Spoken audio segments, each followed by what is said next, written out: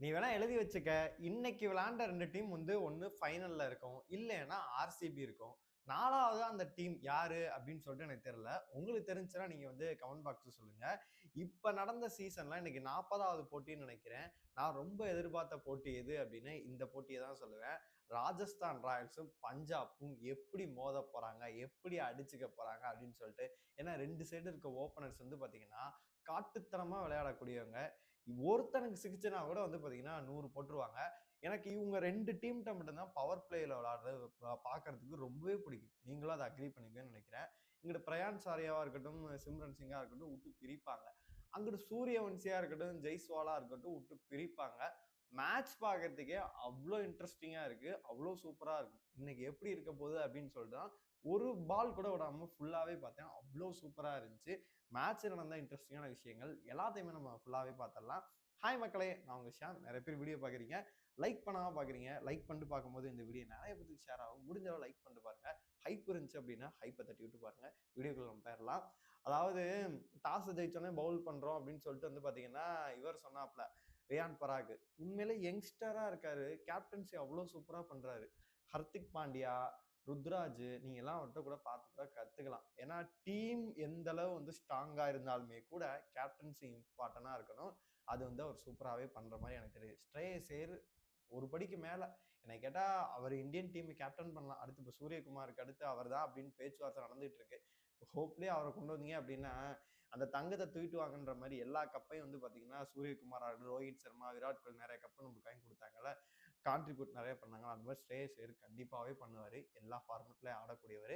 நம்ம ஐபிஎல் முடிஞ்சோடனே அவரை பத்தி தனியாவே நம்ம பேசலாம். இன்னைக்குமே வந்து பாத்தீங்கன்னா சூப்பராவே 2 டீம் வந்து அவ்வளோ ஒரு டஃப் ஃபைட் கொடுத்தாங்க அப்படின்னே சொல்லலாம். இன்னைக்கு என்னன்னு தெரியல, சீமர்ஸை போட்டு உரிச்சு விட்டாங்க. ஹர்ஷ்தீப் சிங் எல்லாம் 60 ரன் போடு அப்படின்னு போட்டு கொளுத்தி எடுத்துட்டாங்க அப்படின்னு தான் சொல்லணும். பிரயான்ஸ் ஆர்யாவா இருக்கட்டும், சிம்ரன் சிங்கா இருக்கட்டும், பவர் பிளேல எப்படி கொளுத்துறாங்க போட்டு. கிட்டத்தட்ட இவங்க 2 பேர் இருந்தாவே 250 போயிரும் போல இருக்கு அப்படின்ற மாதிரி தான் இருந்துச்சு. கிட்டத்தட்ட 59 ரன் பக்கம் வந்து பாத்தீங்கன்னா அடிச்சு கொடுத்தாரு. ஒரு 6 6 4ஓட சூப்பரா விளையாண்டாரு. நடுவில் கொஞ்சம் ஸ்ட்ரகிள் பண்ணிட்டு இருந்த மாதிரி இருந்துச்சு. தென் நல்ல ரன்களை தேத்தி கொடுத்தாரு. அப்புறமேட்டு பிரயான்ஸ் ஆர்யா பவர் பிளேல அவரால் முடிஞ்ச ரன் வந்து பாத்தீங்கன்னா 6 4 ஆர்ச்சரை போட்டு உரிக்கிறது. ஆர்ச்சர் தான் கடைசியில் அந்த பவுன்ஸை போட்டு எடுத்தாரு. ஆண்ட்ரே ஆண்ட்ரே ஆண்ட்ரே பர்கரை போட்டு உரிக்கிறது அந்த மாதிரி உரிச்சுக்கிட்டு இருந்தாப்புல. கிட்டத்தட்ட அவர் ஒரு மாதிரியா தான் ஆடிட்டு இருந்தார். பவர் பிளேல அவரோட விக்கெட் போயிடுச்சு. கூப்பர் காலனி எப்போதும் வந்து ஒரு இன்னிங்ஸ் வந்து கரெக்டா ஆடி கொடுத்துட்றாரு. அடிச்சா அடி கொளுத்திடுறாரு. இல்லைன்னா ஒரு 30 ரன் பக்கம் அடிச்சு கொடுத்துட்றாரு. ஸ்ரேயஸ் ஐயர் சொல்ல வேணாம். மாட்டுச்சு அப்படின்னா தலைவன் பிரிச்சு புடுறான். இல்லைனாலும் வந்து பார்த்தீங்கன்னா கடைசி வரைக்கும் ஒரு கான்ட்ரிபியூட் பண்ணிடுறான். இன்னைக்கு வந்து 27 பால் வரைக்கும் ஸ்பெண்ட் பண்ணாரு. கிட்டத்தட்ட ஒரு 30 ரன் தான் அடிச்சாரு. ஒரு 6 ஒரு 4ஓட. இன்னைக்கு தான் அவரை பார்க்கறதுக்கு கொஞ்சம் பொறுமையா இருந்துச்சு. ஏன்னா ஒரு சைடு விக்கெட் போகும்போது பார்த்தீங்கன்னா அவர் கொஞ்சம் பொறுமையா விளையாண்ட மாதிரி தெரிஞ்சுச்சு. ஆனா நான் ரொம்ப நாளா தேடிட்டு இருந்தேன். இவங்கள்ட்ட ஃபினிஷர் யாருமே இல்ல. சசாந்த் சிங் தான் இருக்காரு. போன தடவை அதனால தான் ஸ்ட்ரகிள் பண்ணி தோத்தாங்க. மார்க்கஸ் ஸ்டாயினஸ் எல்லாம் என்ன பாக்கலையே பங்காளியே அப்படின்னா, இன்னைக்கு காட்டட்டா அப்படின்னு சொல்லிட்டு கிட்டத்தட்ட வந்து பாத்தீங்கன்னா 16வது ஓவர்ல வந்து 160 பக்கம் தான் இருந்தாங்க. 16வது ஓவர்ல 160 பக்கம் தான் இருந்தாங்க. 24 பால்ல எங்க கொண்டு போறாங்கன்னா 228 கொண்டு போறாங்க.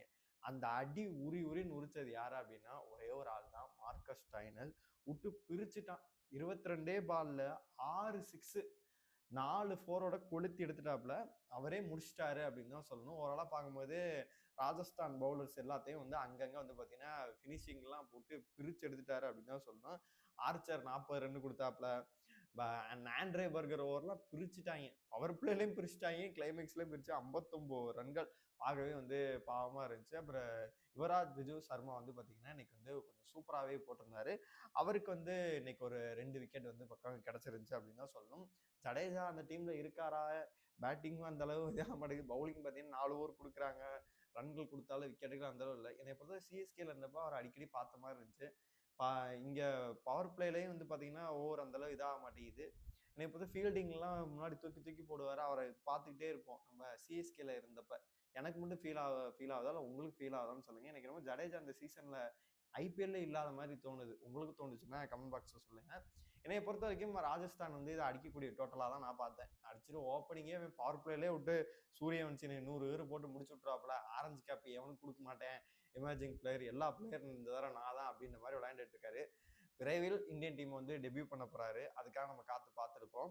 இப்போ நீங்க யோசிச்சு பாருங்க, எத்தனை பேர் தான் ஓப்பனிங் ஸ்லாட்டுக்கு எவ்வளோ பேர் நம்ம வந்து வச்சிருக்கோம். இஷான் கிஷன் ஆரம்பிச்சு பிரயான் சாரியா, சிம்ரன் சிங், ஜெய்ஸ்வால், சூரியவன்சி, இந்த மாதிரி வந்து ஒவ்வொரு டீம்லயும் வந்து 2 பேர் வந்து நம்ம எடுத்துட்டு போய் இந்தியன் டீம்ல கொடுக்க போறோம்.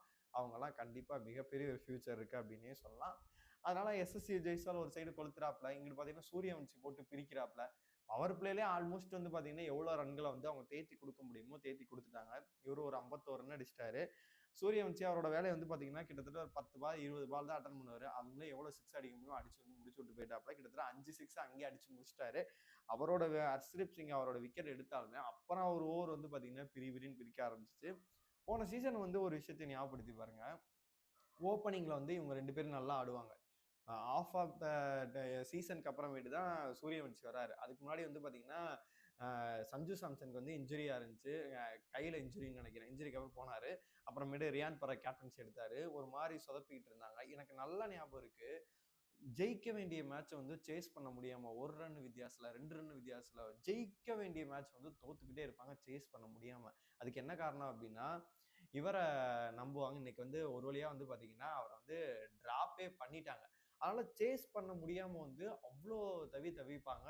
பார்க்கறதே கஷ்டமா இருக்கும். இன்னைக்கு என்ன இவங்க எப்போதும் ஜெயிக்கிற மாதிரி வராங்க, இப்படி வந்து தோத்துறாங்க. நல்ல டீமா தானே தெரியுது, பவுலிங் பிரச்சனையா இருக்கே அப்படின்னு மாதிரி சொல்லிட்டு இருந்தோம். இந்த டைம் வந்து எல்லாத்தையும் சார்ட் அவுட் பண்ணி சூப்பரா வந்தாங்க. கரெக்டா டெல்லிட்ட இருந்து வந்து பாத்தீங்கன்னா ட்ரேட் பண்ணி வந்து ஒரு தலைவனை வந்து எடுத்தாங்க, டானோவன் பெரேரா. அவர் சிஎஸ்கே எடுக்கட்டும், ட்ரேட் பண்ணட்டும் அப்படின்னு சொல்லிட்டு நம்மளாம் பல வாட்டி ப்ரெடிக்ஷன் வீடியோ சொல்லியிருக்கோம். இப்ப தெரியுதா, கரெக்டான நேரத்துல வந்து பாத்தீங்கன்னா தலைமை பிரிக்கிறான். ஹர்ஷ்தீப் சிங்கா இருந்தாலும் யாரா இருந்தாலும் நான் அடிப்பேன்டா அப்படின்ற மாதிரி சரியான ஒரு அரை சதத்தை போட்டு இன்னைக்கு வந்து பாத்தீங்கன்னா சூப்பரா வந்து பாத்தீங்கன்னா அவங்க டீம் வந்து ஜெயிக்க வச்சாரு அப்படின்னே சொல்லலாம். எனக்கு பார்க்கும்போது அவர் நாக்கு ஆடும்போது பினிஷிங்க்கு தானடா இவங்க தவிச்சுக்கிட்டு இருந்தாங்க அப்படின்னு சொல்லிட்டு செம்மையா விளையாண்டாரு. ஒரு சைடு ரியான் பராக் அவுட் ஆனாமே கூட வந்து பாத்தீங்கன்னா 2 சிக்ஸ் 2 4 எடுத்து 29 ரன்ல அவுட் ஆயிட்டாரு. டானோன் பெரேரா 52 ரன் 26 பால்ல 3 சிக்ஸ் 6 4ஓட பிரிச்சு எடுத்துட்டாப்ல அப்படின்னு தான் சொல்லணும். இன்னொரு சைடு சிவம் டூபைன்னு ஒருத்தர் இருக்காரு. நம்ம சைடு சிஎஸ்கேல அவர் வேலைக்கு ஆக மாட்டேங்கிறாருன்னா அவர் செம்மையா இன்னைக்கு விளையாண்டாரு. போன டைம் அவர்லாம் ட்ரை பண்ணாங்க, பாத்தீங்கன்னா அந்த அளவுக்கு வந்து கிளிக் ஆகல. இன்னைக்கு வந்து பாத்தீங்கன்னா ஒரு 31 ரன் 12 பால்ல 3 4 2 சிக்ஸோட வந்து பாத்தீங்கன்னா செமையாவே பண்ணாரு அப்படின்னு சொல்லணும். ஓவராலா பார்க்கும்போது தன்னோட ஃபர்ஸ்ட் தோல்வியை வந்து பாத்தீங்கன்னா பஞ்சாப் வந்து இன்னைக்கு தோக்குறாங்க. கஷ்டமா இருந்தாலும் வேதனையா இருந்தாலும் பெருமையா இருக்கு அப்படின்ற மாதிரி ஒரு அன்பீட்டன் டீமா போயிட்டு இருந்தாங்க அப்படின்னா கண்டிப்பா அவங்களுக்கு வந்து பிளே ஆஃப்ல ஒரு ஸ்ட்ரகிள் இருக்கதான் செய்யும். இன்னைக்கு தோக்குறாங்க அப்படின்னா தான் ஸ்டே சரி என்ன எதுனால நம்ம தோத்தோம் அப்படின்னு சொல்லிட்டு ரிக்கி பாண்டிங்கா இருக்கட்டும் இவங்க டீம் வந்து அனலைஸ் பண்ணுவாங்க. என்னைய பொறுத்த வரைக்கும் நான் இப்போ ஒரு ஷோரா நம்புறேன், ஹோப் கொடுக்குறேன். பஞ்சாப் இந்த தடவை கப்படிக்கிறதுக்கான வாய்ப்புகள் வந்து ரொம்பவே அதிகமா இருக்க மாதிரி நான் பாக்குறேன். அதே மாதிரி ஆர்ஆர் வந்து ஃபைனல் வரைக்கிற வாய்ப்புகள் ரொம்பவே அதிகமா இருக்கு. ஆர்சிபியும் ஃபைனல் வர வரைக்கும் வாய்ப்புகள் ரொம்பவே அதிகமா இருக்கு. 4வதா ஒரு அணி பிளே ஆஃப்ல போகும் அப்படின்னா என்னைய பொறுத்தளவு சிஎஸ்கேவா இருக்கட்டுமா மும்பையா இருக்கட்டுமா அப்படின்னு சொல்லிட்டு நீங்க கேக்குறீங்க. நான் ஆஸ் அ மும்பை ஃபேனா ஒரு விஷயத்த சொல்றேன், மும்பை போனா நல்லா இருக்கும் அப்படின்ற மாதிரி எனக்கு தோணுது. ஏன்னா இதுக்கப்புறம் 7 மேட்சை நீ யோசிச்சு பாரு. கேசவ் மகாராஜ் எடுத்திருக்காங்க, லெஃப்ட் ஆர்ம் ஸ்பின்னர் வந்து சரியா அந்த எஃபெக்டிவா சாட்னர் இல்லை, கரெக்டான பிக்கு, அனுபவம் சாய்ந்தவர், கண்டிப்பா அவங்க வந்துருவாங்க அப்படின்ற மாதிரி என்னோட கணிப்பு. ஆனா மேபி எஸ்ஆர்ஹெச்சா இருக்கலாம், யார் வேணா வந்து போறதுக்கான வாய்ப்புகள் இருக்கு. ஏன் சிஎஸ்கேவே போறதுக்கான வாய்ப்பு இருக்கு. நீங்க சொல்லுங்க யார் போனா நல்லா இருக்கும். உங்களோட கருத்துக்கள் எல்லாத்தையுமே மறக்காம கமெண்ட் பாக்ஸ்ல சொல்லுங்க.